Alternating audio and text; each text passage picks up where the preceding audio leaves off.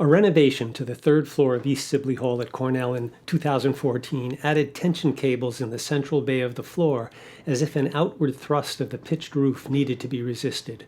The problem is that Sibley Hall doesn't have a gable roof and there's no outward thrust being resisted by these cables, which are slack.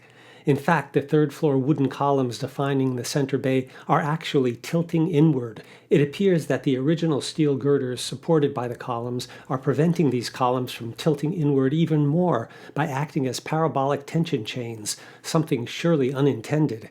As the roof structure has moved inward, the girders have curved out in tension and the bottom of the attic joists have rotated downward.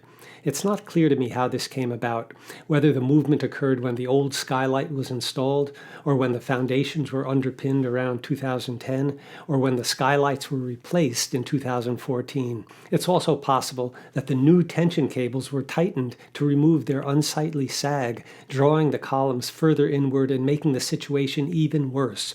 What we have here, rather than a simple gable with outward thrust, is an unstable mechanism that, in a worst-case scenario, might overwhelm the original girder's unintended restraint and collapse by rotating inward.